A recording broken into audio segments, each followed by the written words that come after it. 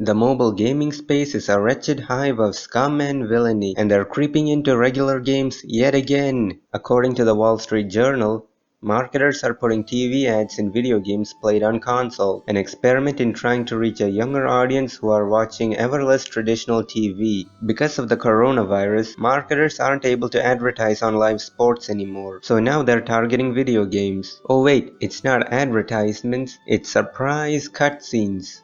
In May, for instance, the Turner unit of AT&T's Warner Media ran 3 ad tests within UFC 3, a fighting game from Electronic Arts, because of course the company that gives us such a sense of pride and accomplishment is somehow involved in all this. And it obviously had to be a free-to-play game that charges $60 upfront and has a lot of in-game monetization thrown in. In exchange for watching 15 or 30-second commercials, which is optional, players receive points or other rewards they can use for in-game benefits. I can already see all the problems we're gonna be facing because of this.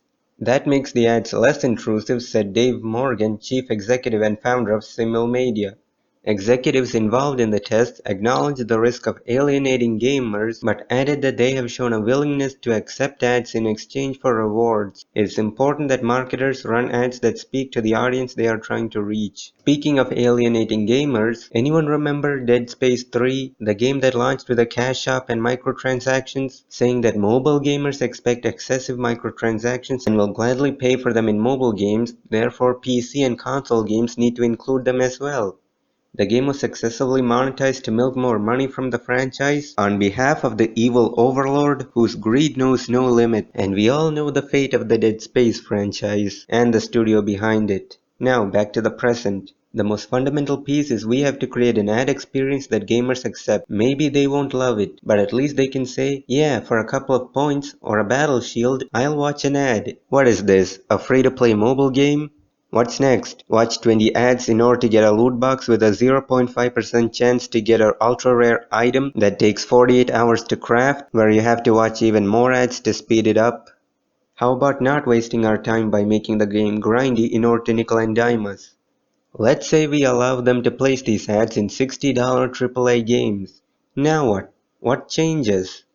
Back in June 2019, NBA 2K19 went on sale for $3. But there's a catch, because of course there is. They added unskippable ads in the loading screen, which players had to sit through, and people who already paid $60 or higher for the game at launch also had to watch these unskippable ads. If these were free-to-play games, then these ads would be somewhat acceptable depending on how they were implemented. In other words, these game companies have to make their games free-to-play if they want us to put up with these ads. Now, a major selling point for next-gen consoles is that they have very low loading times, so you can jump into the game quickly, meaning these ads are going to artificially increase wait times. So does it honestly matter if your shiny new next-gen console has faster loading times? What about having to watch multiple ads before you can even play? Also, how long before they add a subscription model where you have to pay them every month to not see any ads on top of paying $60 for these games? Street Fighter V had in-game ads called sponsored content, which gave people bonus currency, and knowing how in-game monetization is tied directly to in-game progression in many AAA games, especially sports games, so it's not hard to imagine game publishers doing the same thing with these ads, which will leave players who turn off these ads at a major disadvantage. So much for "it's optional" and "player choice," quote unquote. I've said it before and I'll keep saying it more. These companies don't want to make a profit. They don't even want to make a huge profit. They want to make all the money in the world, and money that doesn't even exist, and it's still not enough. It'll never be enough to satisfy their desire for endless unsustainable growth. We need to push back hard against this, because I can guarantee you, if we don't, then they won't hesitate to push for more egregious versions of this, because this is exactly what happened when they were allowed to push microtransactions and loot boxes.